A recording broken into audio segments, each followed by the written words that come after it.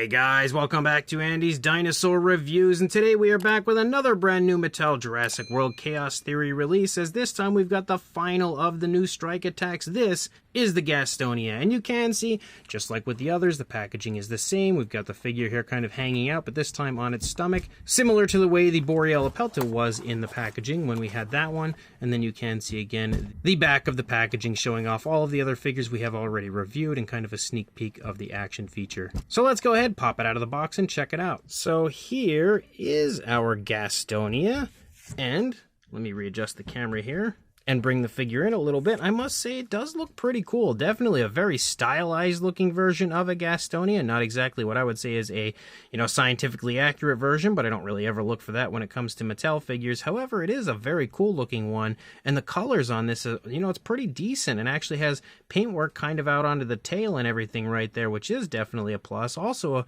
good bit of variation of color to it, as well as an extremely highly detailed, very crisp looking sculpt. So honestly, this one might be the sleeper hit for me. I wasn't expecting this thing to be quite so cool looking once I broke it out of the packaging. So let's go ahead and jump to a closer look and we'll check it out from there. So starting up here at the head sculpt of our Gastonia, you can see that head sculpt looks pretty decent. Something Mattel's been doing quite a bit lately, as we have this weird kind of like satin shine, like gloss coat to the face, which I'm not a huge fan of, but it doesn't look too bad. This side actually looks a little better, I think, than the other side.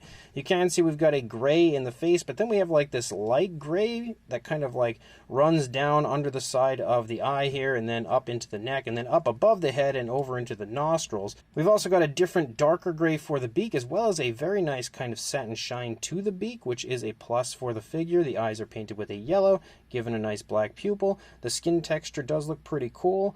The throat is also nicely sculpted. Very different style skin texture for the underside of the throat.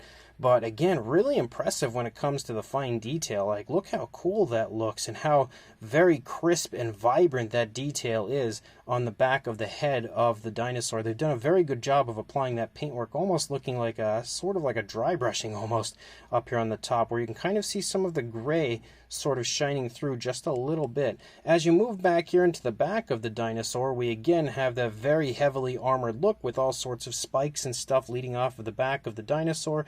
But one thing that is really cool is you can see the centerpiece is kind of like a bright sort of a white, and then you have like the same light gray. Actually, it's a very different shade of gray. I thought it was the same tone that we have here, but it's actually a little bit of a different tone. So there's a good bit of variation of color just right here in this area. And then you have the spikes on the side here that are painted with the same dark gray that we have for the lower part of the body. So there is a good bit of variation of color occurring right here on the back, with all different sorts of kind of brighter, like white and light grayish tones, which does look really cool. Definitely giving this the look of being like a dinosaur living high up in a snowy area of the mountains. Kind of has that look. But when you get nice and close, again, and you look at how good the detail looks, this thing looks absolutely awesome when it comes to the sculpt and detail. I'm absolutely going to have to buy another one of these when I find one in store and repaint it, because the sculpt is just way too nice. It honestly is just demanding a like dark wash or something to be applied. There's also a nice speckling moving through these white spikes up here on the back, which is pretty cool. And again, when you get nice and close, you can see how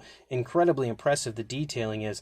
Mattel is so insanely impressive when it comes to their sculpts nowadays. Like, I would say that the Mattel dinosaurs are far and away the most highly detailed dinosaurs we've ever had in the Jurassic franchise. And that's really saying something, because the Kenner stuff was really nicely detailed as well, but like the Mattel stuff honestly takes it to another level. Moving along the underside, you can see the skin texture looks really, really nice. Up into the side of the stomach, you can see again another different sort of look to the skin texture. Similar, but a little bit different as well. But again, absolutely screaming for that dark wash like I had stated. I love the positioning of the neck too, as the dinosaur's head kind of leans down and then just kind of picks back up just a little bit. I haven't seen any other dinosaurs in the Mattel line of this type of species having a similar positioning to the head that I can recall, so I really do quite like that appearance to that area. I also like the positioning of the leg, as it looks like the dinosaur is just kind of like taking a step forward, almost creeping forward, which is pretty cool. You can see the muscle definition again in the leg looks really nice. As you move down into the foot, you've got the nicely sculpted toes. The nails don't have any sort of paint to them, but they do have a nice satin shine, so it kind of looks like it has nail paint, which is also nice.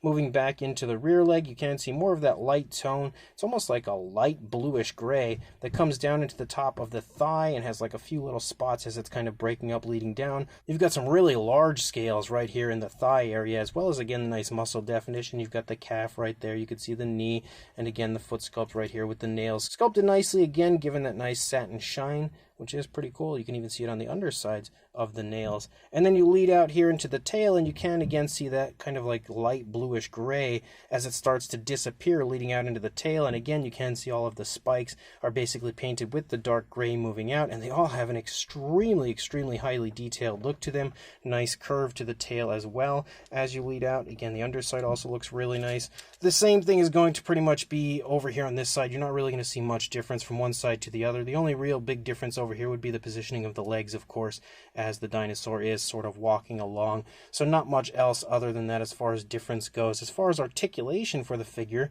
we do have a swivel for the neck. It doesn't look like we can go up or down or left and right, just swivel. The legs, of course, forward and back, and they definitely move out away from the body. You can very clearly see that. And again, they can then swivel once you have them in that position. Same deal for the rear legs as far as forward and back. Don't know if they come out.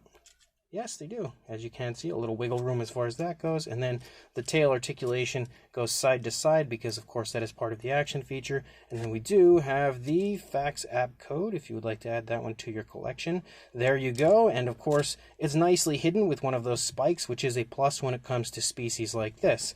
So overall, that is a very cool looking version of a Gastonia. As far as the action feature goes, we also have a pretty cool way to activate it because you don't really see a button or anything, nothing really super obvious, and that's because you actually activate it using these spikes on the side. So you basically have to squeeze the spikes right here, and that causes the tail to strike. So of course that's exactly the type of action feature you would want for a dinosaur like this, and you can see how the tail strikes really quite nicely. It has some decent force behind it, I would say. So I really like that as well. Again, they did a lot of good stuff with this figure, honestly. As far as the size goes, for a length, you're going to see it pretty much in the size range you would expect, around 7 inches or around 18 centimeters height-wise, about a little under 2.5 inches or just a little over 6 centimeters, heading towards 6.5 centimeters, but not quite there. For a size comparison, there is Mr. Papo T-Rex, the Attack Pack Colovosaurus, Robert Muldoon, and the Collect A Human Being next to our Gastonia,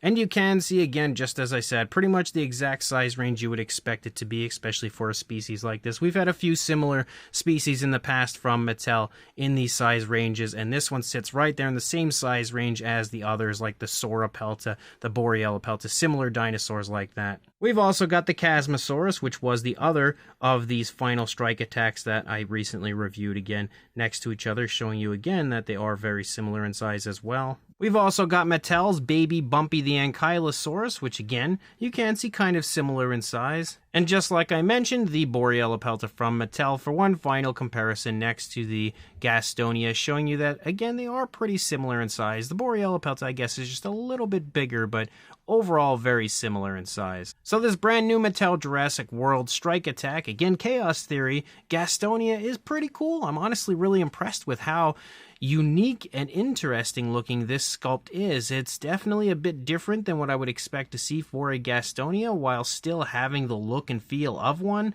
but obviously they took some artistic liberties with this one and made it look really quite cool. Very unique, very Jurassic World-ish, that's for sure, but the sculpt honestly is super impressive when it comes to the fine detail. It is extremely highly detailed, and when it comes to a dinosaur similar to this, I don't think I've ever seen more detail crammed into the spikes and stuff on the dinosaur than I'm seeing on this Gastonia, which makes this one exceptionally impressive when it comes to the fine detail. And the sculpt overall just looks really cool and a little bit unique, I would say, as far as the pose. Again, just with that kind of crouch to the head and neck, just makes it look a bit different compared to previously released similar species, and I really quite like that as well. On top of that, the colors of this are really nicely done. I'm actually a pretty big fan of this, similar to the Avaceratops, where it had that kind of almost like mountainous sort of snowy look to it. You have the same thing going on with the Gastonia, which again looks really nice on the figure, and the fact that they've used numerous different shades of color for the brighter kind of like whites and grays and stuff definitely helps to give the figure a very nice, very standout appearance. You also have some pretty decent articulation that all works very nicely, and you've got a pretty cool action feature. And like I said, I'm a big fan of the way they've activated the action feature, similar to the way that they do it where you like push the dinosaur down and the dinosaur has its action feature occur where you don't see any obvious buttons or anything. Same kind of thing going on with this one, except rather than pushing it down, you push the spikes in from the side, so it's kind of like well hidden. If you don't know that the dinosaur does that, you may not even notice that it even has an action feature because it's so nicely hidden as far as the way you activate it. But overall, it's definitely a cool figure, and I actually like this one a whole lot more than I was expecting to. So if you are interested, make sure you head to your local Walmart, because that is exactly where this one was located, and hopefully you can find yours sooner rather than later. And like, comment, and subscribe, and I will see you in the next review. Thanks for watching.